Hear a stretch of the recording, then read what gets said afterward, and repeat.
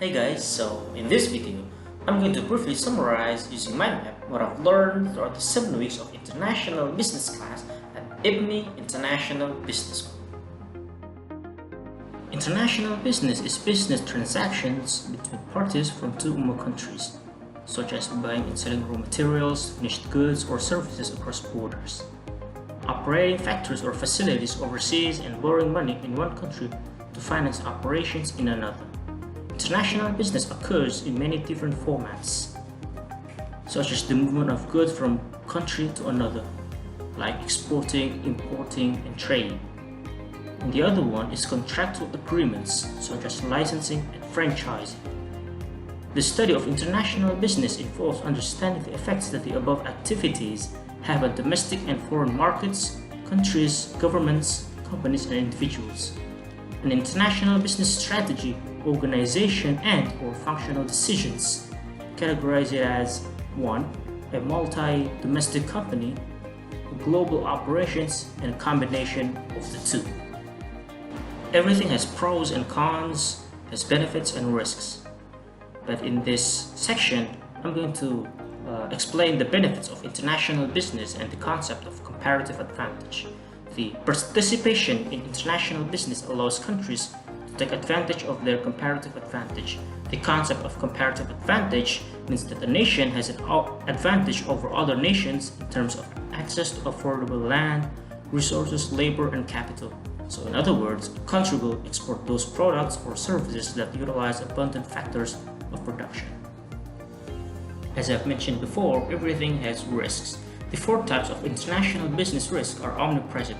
The firm may encounter them around every corner. While this risk cannot be avoided, they can be anticipated and can be managed. The first one comes with cross-cultural risk. It's a risk posed by differences in language, lifestyles, mindsets, customs, and/or religion. The second risk of international business is commercial risk. It refers to the firm's potential loss or failure from poorly developed or executed business strategies, tactics, or procedures. Third risk is currency or financial risk. It's the possibility of losing money due to unfavorable moves in exchange rates. There are 3 factors that affect current exchange rates. The first one is demand and supply of goods, demand and supply of securities, and the risk perceptions. And the fourth risk of doing business internationally is the country risk. It's exposure to potential loss or adverse effects on company operations and profitability caused by developments in the country's political and/or legal environments. Country risk comes in 2 sources: political system and legal systems. Political system consists of totalitarianism, socialism, and democracy. The second source of country risk is the legal systems, consist of common law, civil law, religious law, and mixed system. Theoretically speaking, international trade and investment. So generally, why do nations trade? Well, nations trade because they gain by doing so. Another reason why nations trade is because 1. Mercantilism. Mercantilism was based on the idea that a nation's wealth and power were best served by increasing exports and so involved increasing trade.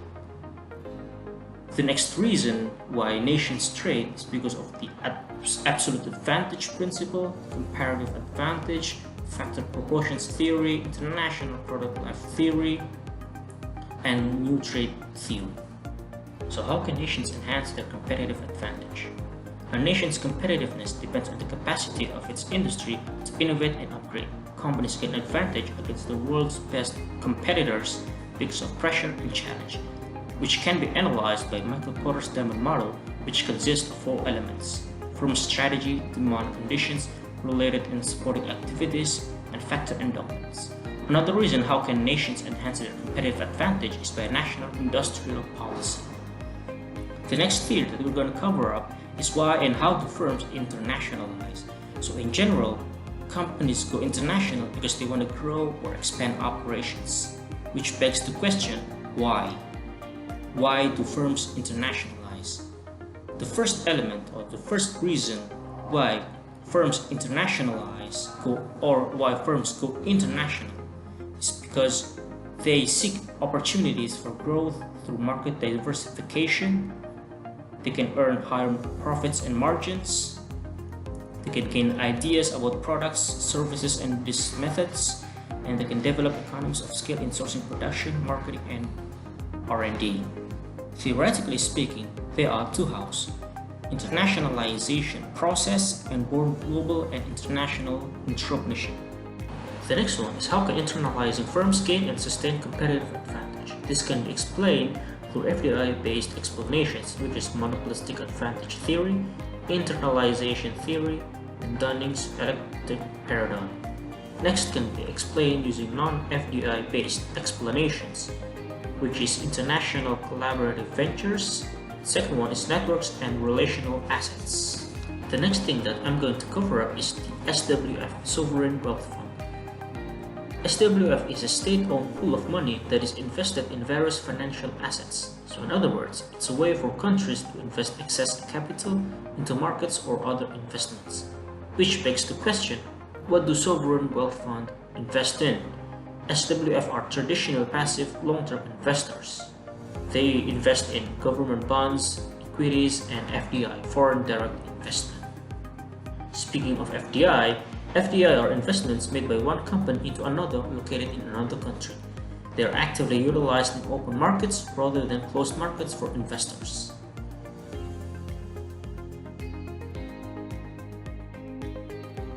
So here's the deal. In this brief and short video, international business primarily requires the interaction of different government agencies.